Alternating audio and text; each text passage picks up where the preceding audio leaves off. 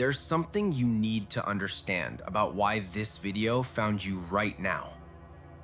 You're standing at a threshold most people never reach. Not because they're not capable, but because when they get here, when they feel what you're feeling, they turn around and run back to who they used to be. Back to the familiar. Back to the comfortable prison they've been living in for years. But you didn't run. You're still here. Still searching for the words that explain what's happening inside you. And here's what's happening. Your old self is dying. Not metaphorically, not eventually, right now. And you can feel it. That restlessness, that sense that you don't fit into your own life anymore, that growing distance between who you've been and who you're becoming, that's not confusion. That's not a crisis. That's death. The death of the version of you that carried you this far but can't take you any further. And this video found you because you're ready to let them go.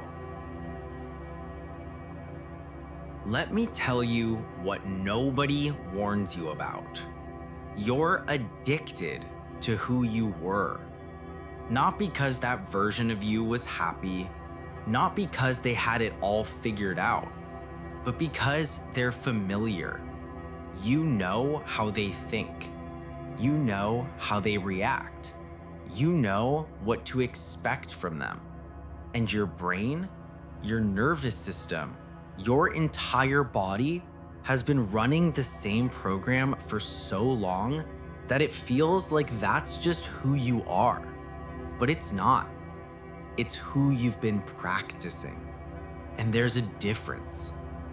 Every time you respond to stress the same way, every time you make the same choices that lead to the same outcomes, every time you think the same thoughts that create the same feelings, you're not being yourself.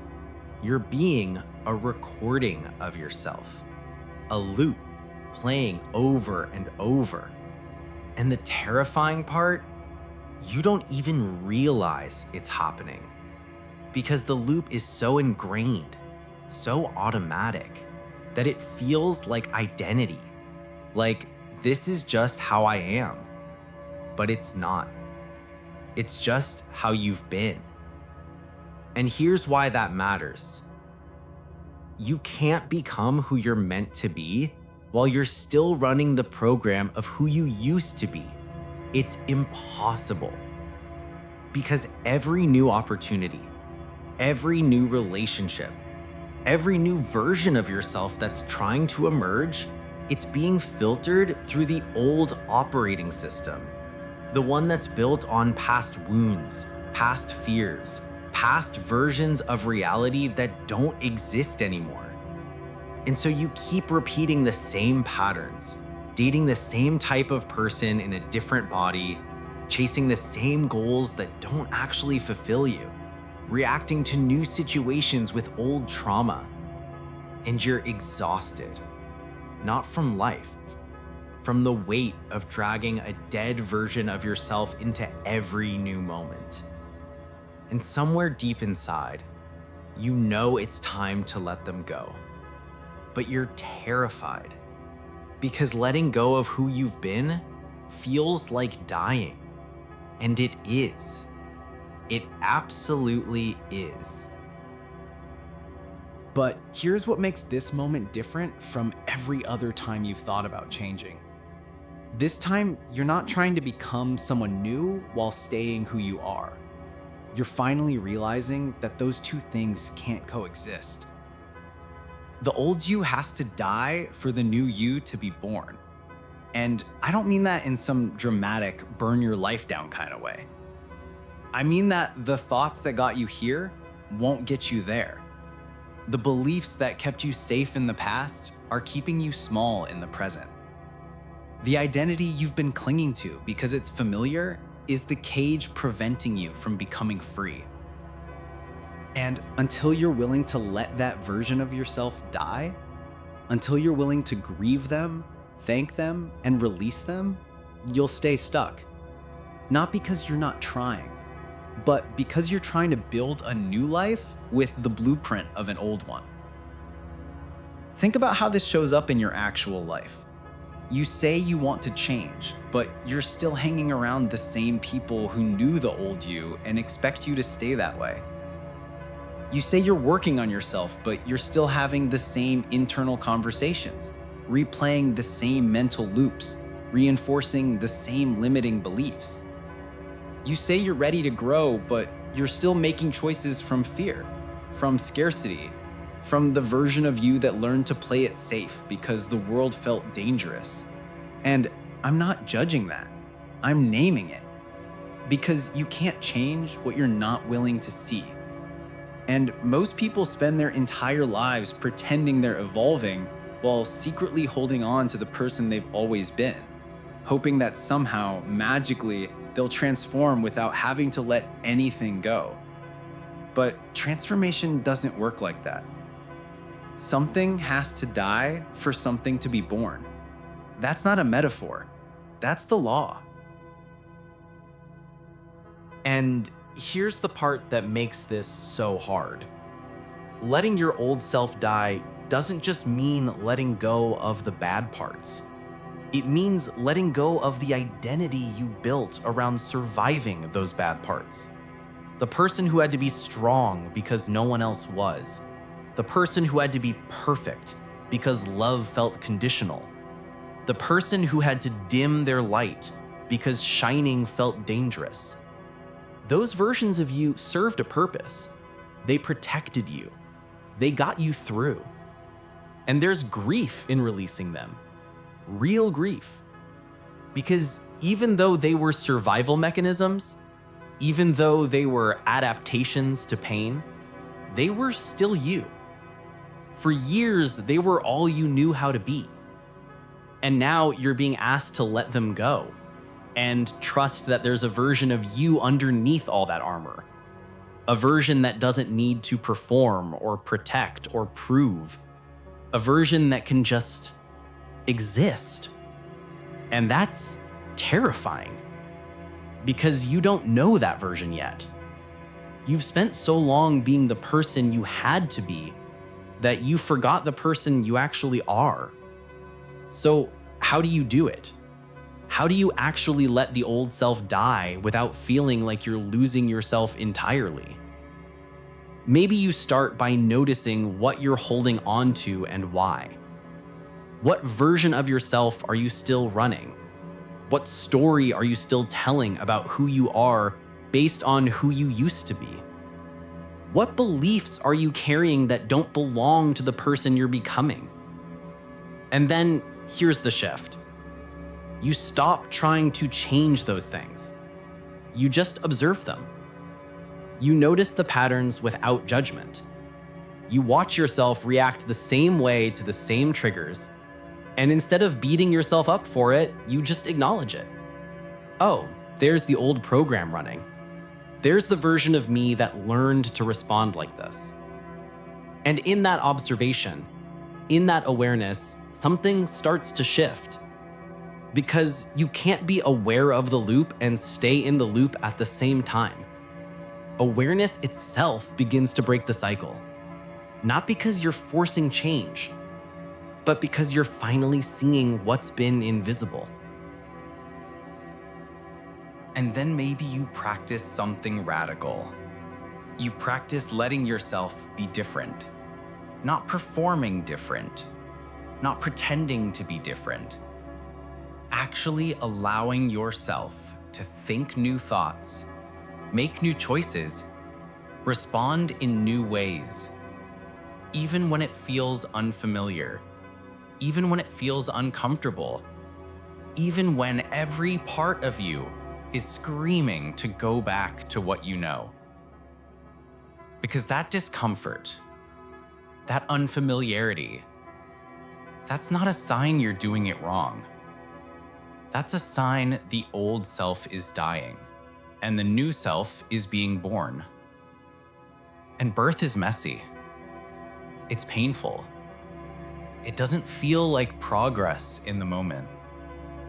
It feels like chaos. Like you don't know who you are anymore. And you don't. Because you're not the person you were. But you're not fully the person you're becoming yet either.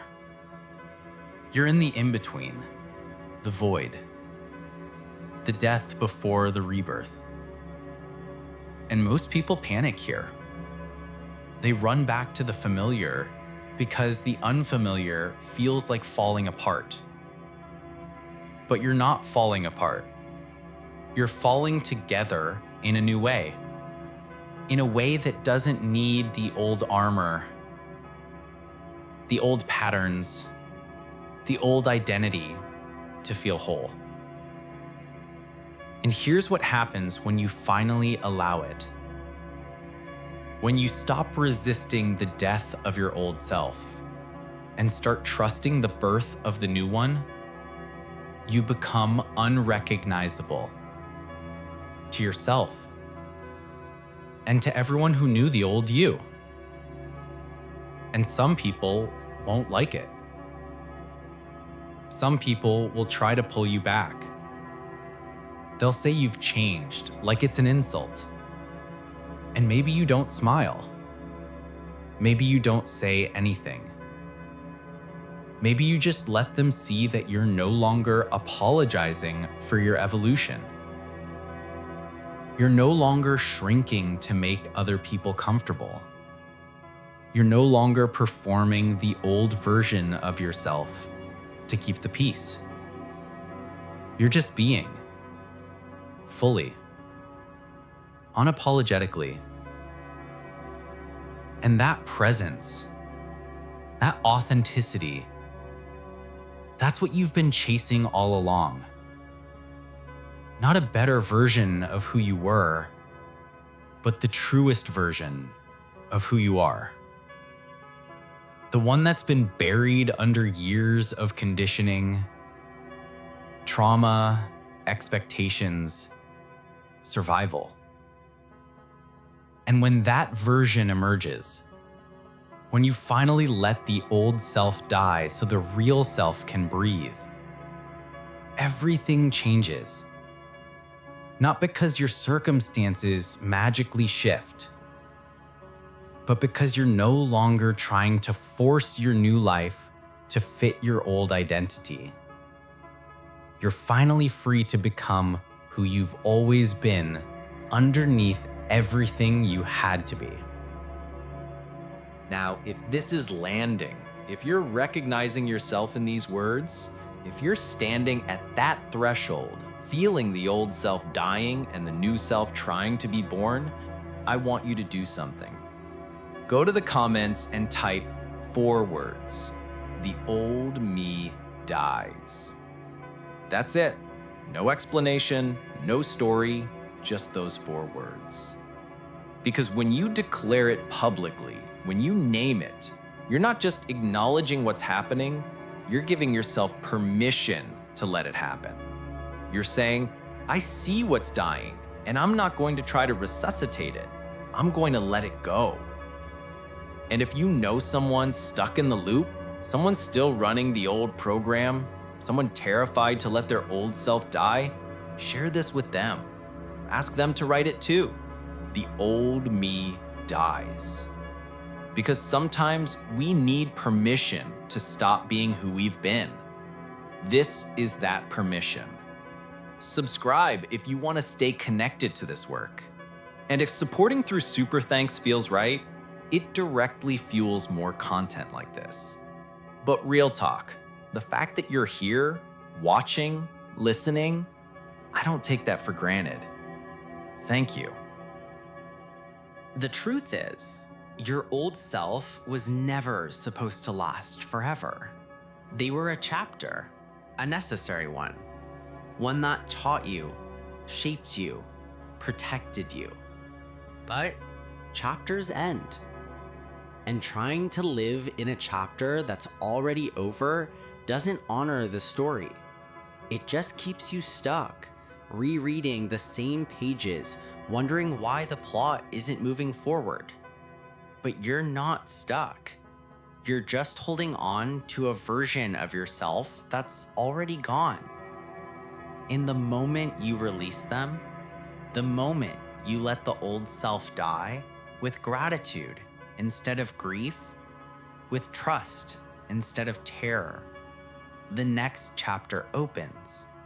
Not because you earned it, but because you made space for it. By no longer being who you were. By finally allowing yourself to become who you're meant to be.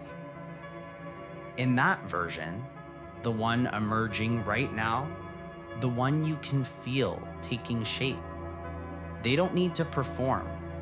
They don't need to protect. They don't need to prove. They just need permission to exist.